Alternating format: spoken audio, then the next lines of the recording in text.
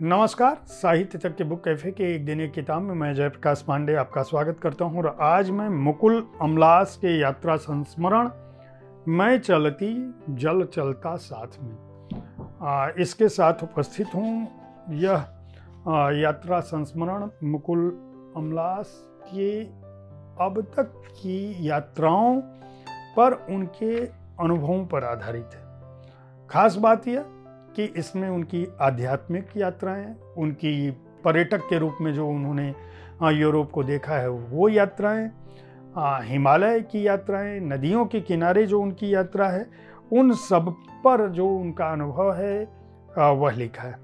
खास बात यह कि मुकुल अमलास जो है वह राजनीति विज्ञान से उन्होंने पढ़ाई की और लेकिन साहित्य में उनकी अभिरुचि रही और वह जो कुछ भी लिखती रही हैं उनमें कहीं न कहीं अपने समय और अपने समाज को देखने की दृष्टि रही है। उनका कहना है कि यात्रा जो है मेरे लिए जीवन का पर्याय है।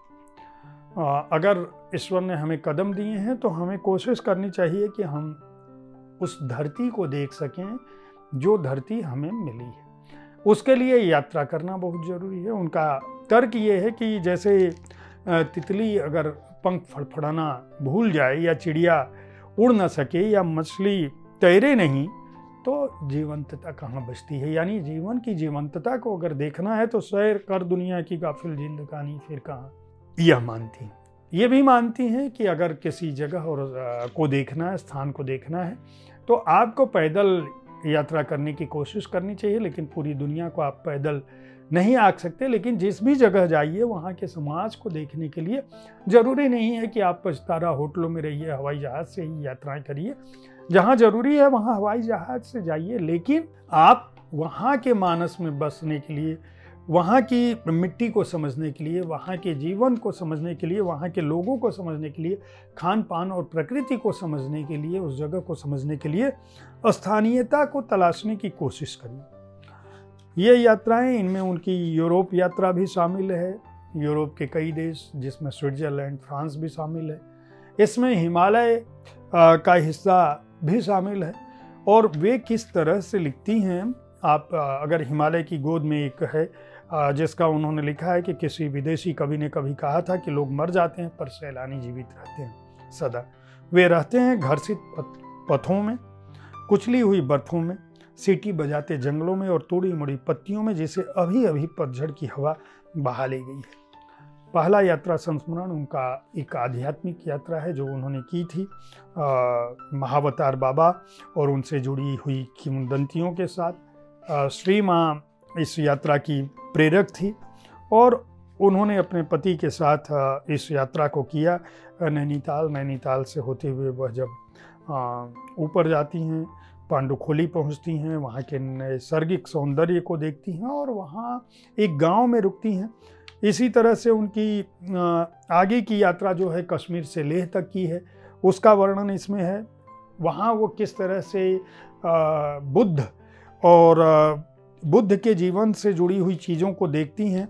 और यहाँ भी उन्होंने इसकी भी शुरुआत ओम मणि पद्म हम जो लिखा है उसमें उन्होंने कहा है, सत्य के मार्ग पर चलते हुए कोई 2 ही गलती कर सकता है, एक पूरा रास्ता तय न करना और दूसरी इसकी शुरुआत ही न करना। तो वहाँ जब वो जाती हैं तो वहाँ हाउस बोट से लेके कश्मीर के सौंदर्य के साथ साथ लेह और लेह के जीवन की बात करती हैं। यूरोप की यात्रा के बारे में मैं बता चुका हूँ। एक यात्रा उनकी गंगा की भी यात्रा है। इन यात्राओं के दौरान वे क्या कुछ देखती हैं, रोम भी जाती हैं तो क्या देखती हैं, मिलान में किस तरह से देखती हैं, लक्षद्वीप जाती हैं तो सागर के सम्मोहन से किस तरह से बध जाती हैं, नदी और पानी किस तरह से उनके जीवन में शामिल हैं कि वो कहती हैं हमारे संग संग चले गंगा की लहरें। तो मुकुल अमलास के साथ अगर आप पेरिस, हिमालय, लेह, लक्षद्वीप इन जगहों पर नहीं गए हैं तो आप इस यात्रा संस्मरण के साथ साथ जा सकते हैं, सफ़र कर सकते हैं। इसमें कोई ब्यौरा नहीं है, ये नहीं बताता कि आप कहाँ रुकें, क्या खाएं, क्या पिएं, बल्कि ये बताता है कि अगर आपको जीवन में जीवंतता के साथ साथ किसी स्थान विशेष को देखना है तो यात्राएं, अनियोजित यात्राएं भी कर सकते हैं। घूमने की प्रवृत्ति रखें। जेब में पैसा उतना महत्वपूर्ण नहीं है जितना महत्वपूर्ण यह सोचना है कि मुझे यह जगह देखनी है, यह दुनिया बहुत अच्छी है। इस पुस्तक के साथ गुजरते हुए आपको स्थानीय परिवेश, स्थानीय संस्कृति, वहाँ की कला, वहाँ का इतिहास और वहाँ जो लोग निवास कर रहे हैं उनका भी एक ब्यौरा मिलता है। एक बहुत ही अच्छा यात्रा संस्मरण है जो कथा शैली में लिखा गया है।